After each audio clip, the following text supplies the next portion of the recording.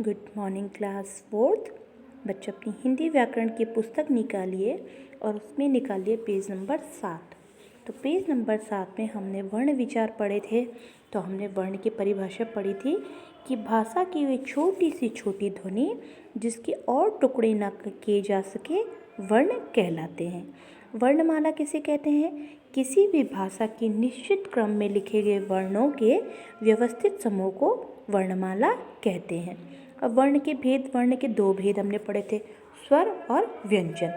स्वर वो होता है जिन वर्णों के उच्चारण करते समय किसी दूसरे वर्ण की सहायता नहीं ली जाती है, उन्हें स्वर कहते हैं। स्वरों की संख्या होती है 11।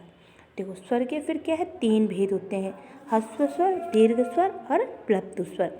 ठीक है, इसके बाद हम स्वर का मूल का प्रयोग करेंगे। स्वर का 2 प्रकार से प्रयोग होता है, एक होता है मूल रूप से, दूसरा होता है मात्रा के रूप से।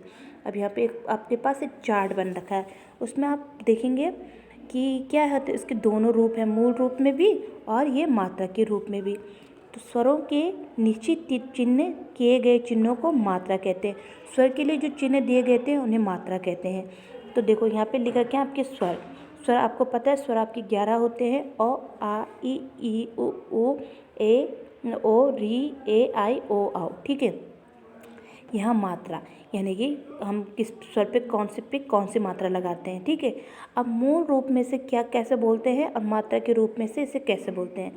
सबसे पहले अ है, तो अ में तो मात्रा नहीं होती है, आप सब को पता है कि अ में कोई मात्रा नहीं होती है।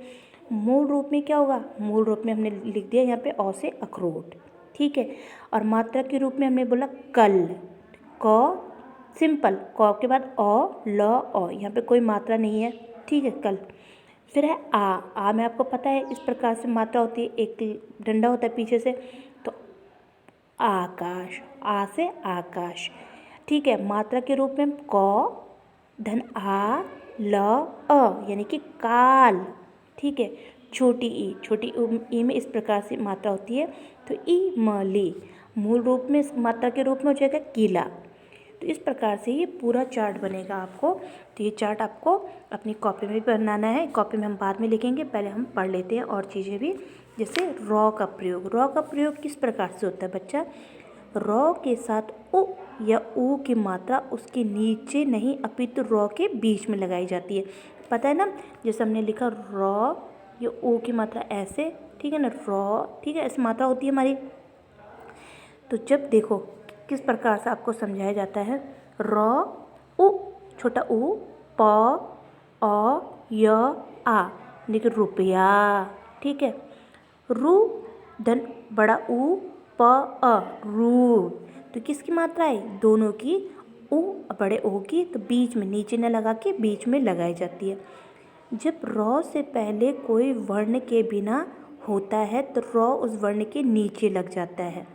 याद रखिएगा, जब रॉ से पहले कोई वर्ण स्वर के बिना होता है, कोई वर्ण स्वर के बिना होता है, तो रॉ उसके बीच में नीचे लग जाता है। जैसे क्रम, देखिए, प्रेम, उम्र, तो कहाँ लग रही है? यहाँ नीचे, इस प्रकार से।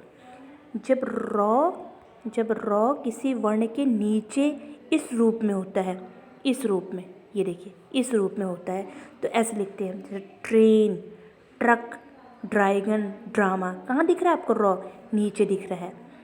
जब रॉ स्वर के बिना होता है तो अगले वर्ण के ऊपर लगाया जाता है और उससे पहले बोला जाता है। जैसे सूर्य, सूर्य, वर्षा, कर्म, शर्म, ये कहाँ लगा? रॉ ऊपर लगा। तो आपने यहाँ पे 4 प्रकार से पढ़ा कि किस प्रकार से ऊ के द्वारा लगता है, और रॉ वर्ण स्वर के बिना होता है, रॉ वर्ण के नीचे लगता है, जब रॉ किसी वर्ण के नीचे लगता है, और जब रॉ स्वर के बिना होता है अगले वर्ण के ऊपर लगाया जाता है। ठीक है, अब आप पढ़ेंगे आगे व्यंजन के बारे में। जिन वर्ण का उच्चारण करते समय स्वरों की सहायता लेनी पड़ती है उन्हें व्यंजन कहते हैं। याद रखिएगा, जब वर्ण का उच्चारण करते समय स्वरों की सहायता लेनी पड़ती है तो व्यंजन कहलाते हैं। तो हिंदी में कुल कितने व्यंजन हैं? 33 व्यंजन है, 33। ओके, स्वर 11 होते हैं, व्यंजन 33 होते हैं। अब देखिए व्यंजन अब किस प्रकार से पढ़ेंगे। अब कवर्ग, कवर्ग, क वर्ग में क्या आता है? क वर्ग में आपका आता है क ख ग घ घ, यानी कि पूरी जो क की लाइन होती है। च वर्ग में च छ ज झ य, ट वर्ग ट ठ ड ढ ण, त वर्ग त थ द ध न, प वर्ग प फ ब भ म, ठीक है, य र ल व श ह। अब ड और ढ क्या है? अतिरिक्त व्यंजन है, यह अलग से है। इसमें व्यंजन के 3 भेद हैं। जैसे स्वर के भी आपने 3 भेद पढ़े थे, तो व्यंजन के भी 3 भेद हैं। स्पर्श व्यंजन, अतःस्थ व्यंजन और ऊष्म व्यंजन। 3 तरह के व्यंजन पढ़ेंगे, स्पर्श व्यंजन, अतःस्थ व्यंजन और ऊष्म व्यंजन, ठीक है। अब देखिए, सबसे पहले हम स्पर्श व्यंजन के बारे में जानते हैं। ये संख्या में 25 होते हैं। कितने होते हैं? 25, तथा इन्हें 5 वर्गों में बांटा गया है। क से म तक स्पर्श व्यंजन आता है, याद रखिएगा, क से म तक स्पर्श व्यंजन आता है। जैसे क वर्ग क ख ग घ घ, च वर्ग च छ ज झ ञ, ट वर्ग ट ठ ड ढ ण, त वर्ग त थ द ध न, और प वर्ग प फ ब भ म। तो यहाँ यानी कि म तक, इसे हम स्पर्श व्यंजन कहते हैं, याद रखिएगा, ठीक है। तो वर्ण क्या है? व्यंजन वर्णों के समूह का वर्ग है। वर्ण क्या है? व्यंजन वर्णों के समूह का वर्ग है, ठीक है। अब इसके बाद हम पढ़ेंगे अतःस्थ व्यंजन और ऊष्म व्यंजन। तो ये हम नेक्स्ट वीडियो में पढ़ेंगे। अभी आप थोड़ा थोड़ा करके समझिए कि हमने किसके बारे में पता लगाया। तो हमने इसमें किसके बारे में पता लगाया? आज हमने क्या था इसमें? हमने पहले पढ़ा था इसमें जो स्वर है, स्वर के हमने मात्रा के रूप में भी और मूल रूप में भी प्रयोग किस प्रकार से होता है ये देखा हमने, ठीक है। ये चार्ट आप ध्यान से देखेंगे।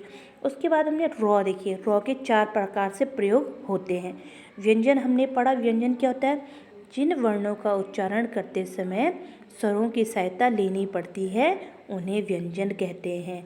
और व्यंजन कितने होते हैं? 33। और स्वर कितने होते हैं? 11, ठीक है। उसके बाद हमने व्यंजनों के भी भेद पढ़े। व्यंजनों के भी 3 भेद हैं। जैसे स्वर के 3 भेद थे, उसी प्रकार से व्यंजन के भी 3 भेद हैं। स्पर्श व्यंजन, अतःस्थ व्यंजन और ऊष्म व्यंजन। स्पर्श व्यंजन हमने पढ़ा कि संख्या में 25 होते हैं।